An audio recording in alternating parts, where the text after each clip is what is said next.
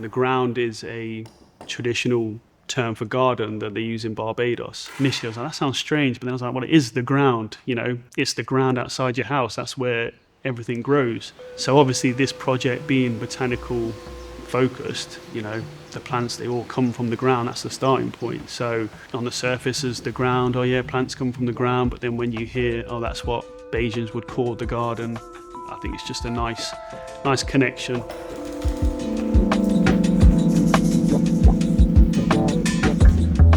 There's meaning behind all these plants, there's a story, and it's come from research and visits and speak to various people, and it's all come together to create this work.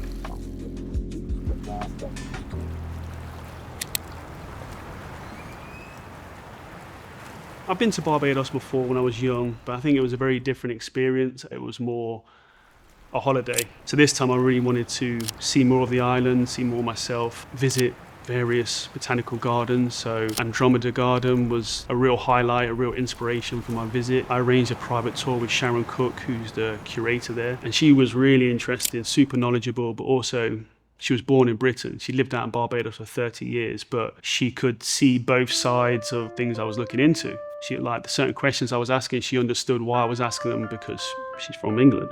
Hey, before we should start, do you want to introduce yourself and maybe give an introduction to the garden and some of the stuff you told me? Because I've spoke about it, but obviously it's your project, you're so passionate about it, it's got so much history, it'd be great to hear it kind of from you. Okay, it was started in 1954, and if you imagine that 1954, Barbados was an island that's covered with sugarcane, and there's no real history of garden creation because it's not that sort of country.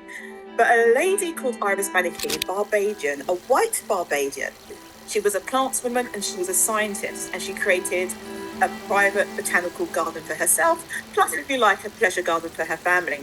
And there aren't that many ornamental plants in Barbados, so what does she do? She travels the world collecting plants, brings them back, creates Andromeda, which is absolutely amazing.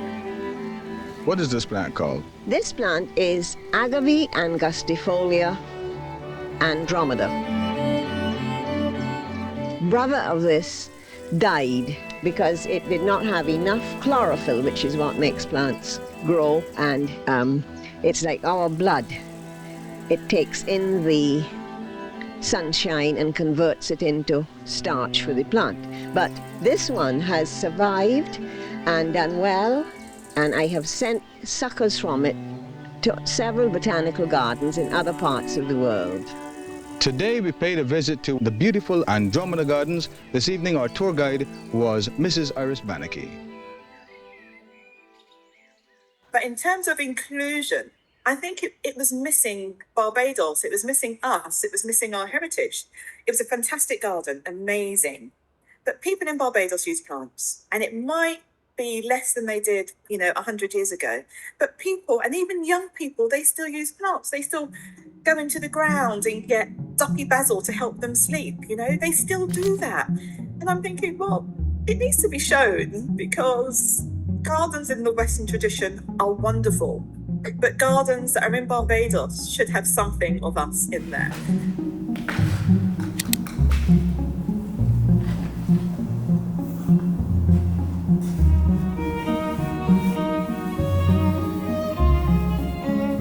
Seaside Sage was the first piece I started. As soon as I saw that out there, I knew I was going to paint as soon as I got back. So I was like, I'm going to start with this one because I've got the strong visual image of how I want it to look. The story behind it as well was really interesting. A young kid going out and playing in the bush of Barbados and coming back to his grand's house with all these little cuts and scrapes on himself, and then his gran sending him back out to collect some seaside sage because the sap of it is used as, antiseptic cream for small cuts. I started this piece first, and straight away I'm climbing to the top of the ladder and I start painting some of the top, and straight away it drips and hits the bottom of the canvas, which I've already done, and my initial reaction was like, oh no, quickly wipe it off. And then I thought, well, why fight against this? This is part of working at this site. There's a lot of these pieces now from that point that I've done a similar technique where I've just thrown paint at it and just let it drip down.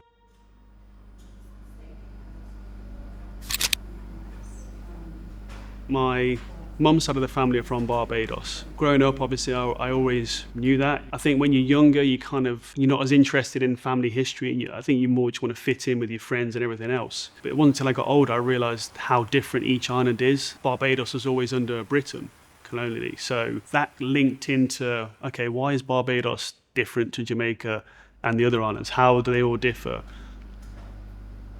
I was curious to your kind of knowledge on Barbados specifically, but overall the Caribbean.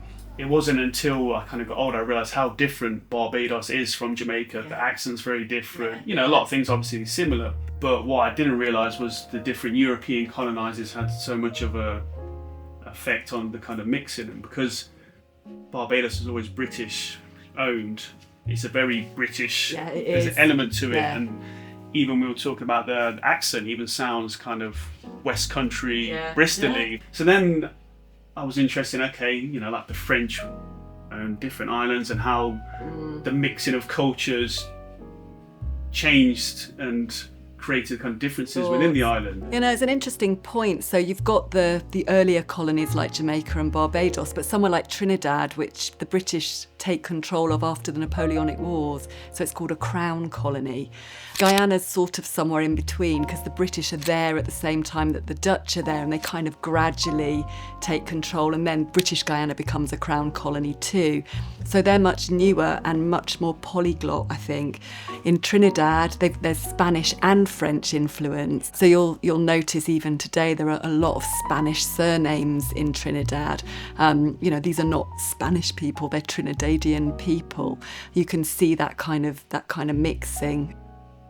And I started to think more about this idea that the culture of these different African countries where they brought the slaves, mixing in with the various European cultures, kind of create this melting pot to become something new for each island. This plant is something that I'd come across when I first started researching this before I went out to Barbados. It had a really interesting story, so I really wanted to include it in this show. This is a grain that's used throughout the whole continent of Africa. It's very drought resistant. It grows pretty much anywhere. The story I found interesting was when the Portuguese came over to colonise certain countries in Africa and introduced Catholicism, they would want to grow wheat to make bread for the communion. But they couldn't grow wheat out in Africa, it's too dry. So again, they had to rely on the locals' knowledge to use their own version of wheat, their own grain, to make their own versions of bread. And I like the idea of they're coming to introduce a religion, which is essentially a metaphor for the body of Christ, but they're using the locals' knowledge to create that.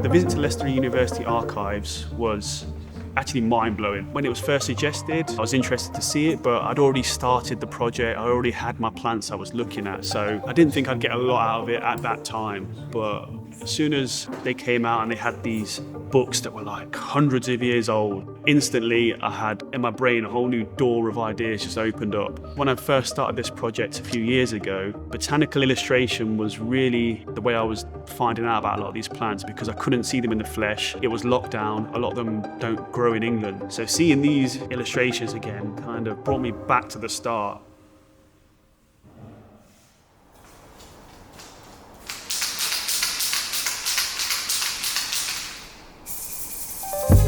From the look of the plant, it's something that I probably wouldn't have been drawn to instantly straight away. It's almost like a shrub, and it has these strange kind of stalks coming out the top. It's quite an unusual looking plant. But what was interesting about this is I started painting the big version, quite a large canvas of maybe 3 or 4 of these plants together to give it that kind of shrub-like feel. But then when we went to visit the Leicester University Archives, I actually found a botanical illustration of the plant from 200 years ago. And seeing that helped me see it in a different light. What I realised, me and these botanical illustrators from years ago were almost doing the same thing but with a totally different result. We're going out to other countries and visiting plants that we'd not seen before and kind of basically documented them. They're going out as scientists and concentrating on the structure and every step of the plant's kind of lifespan. I'm going out there with a similar approach, but the way I paint and the way I think is totally different. So what I then thought about doing was kind of combining the two, so taking the composition that they initially came up with, so using the little figure breakdown of the seed and even the titles and the old numbers and some of the dates, but then using my colours, my mark making, scribbles, so it's kind of linking the two together but also contradicting what they were trying to do of bringing back the most accurate representation they possibly could, and I'm turning the whole thing on its head.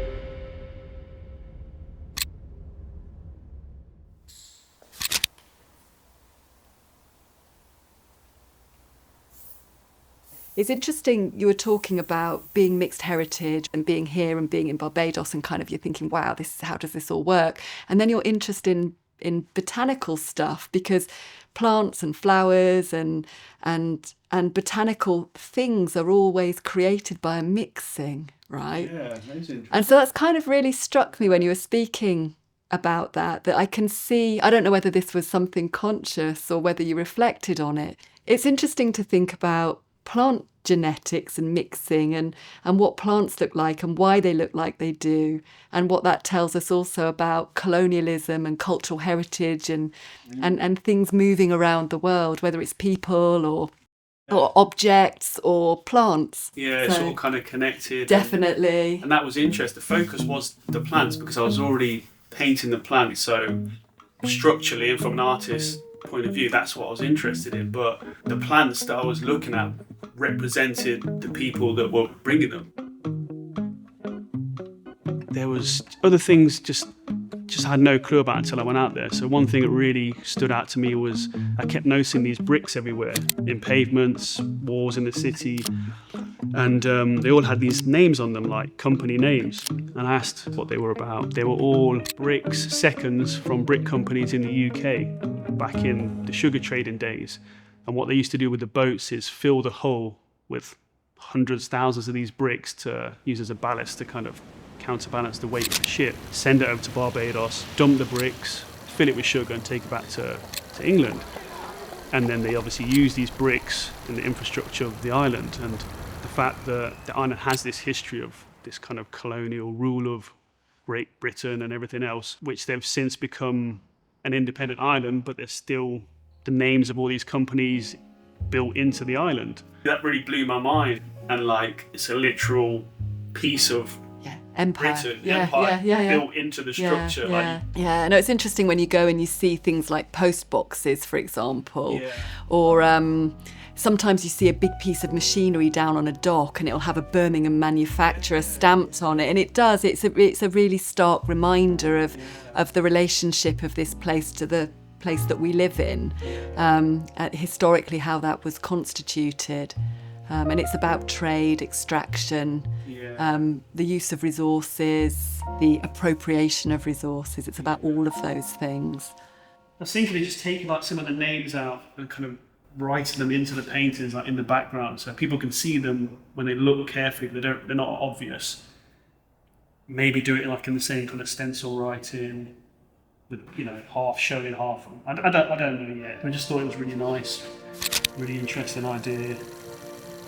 It wasn't until I went out to Barbados and I stood in front of this massive plantation field of sugarcane, standing 12, 15 feet tall. I'm standing like a metre away from it and just really understanding how it grows, where the leaves come from, looking at the depth of it where you can't even see to the end. And that really just clicked for me then.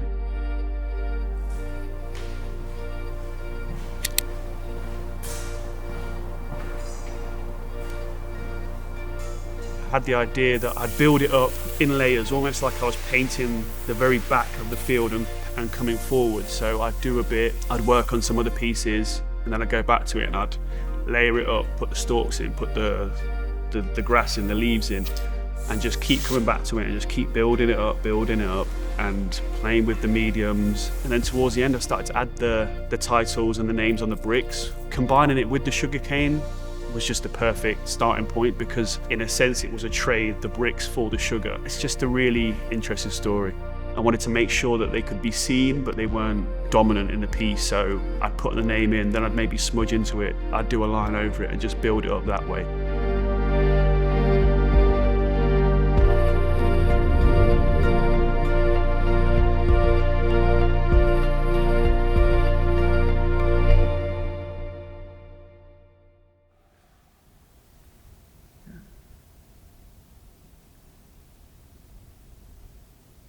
Yeah, no. Pretty good. Pretty good.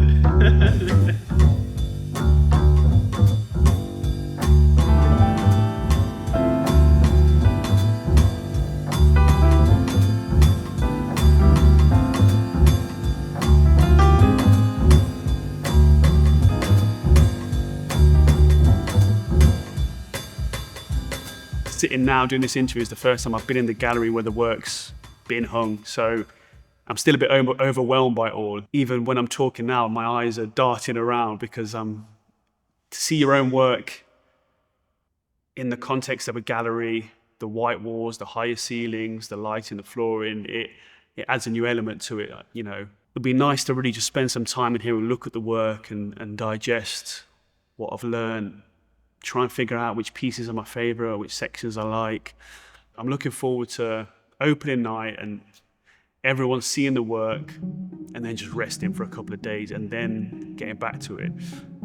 There's so many ideas that have come from this that already in my head, I could produce another 5 shows in different directions based on, you know, large-scale pieces, paper illustrations, botanical illustrations, the sculpture side of things. It's a strange position at the moment, you know, and it's hard to put into words. It's emotional. It's very emotional. So I think you just got to let that settle and then on to the next.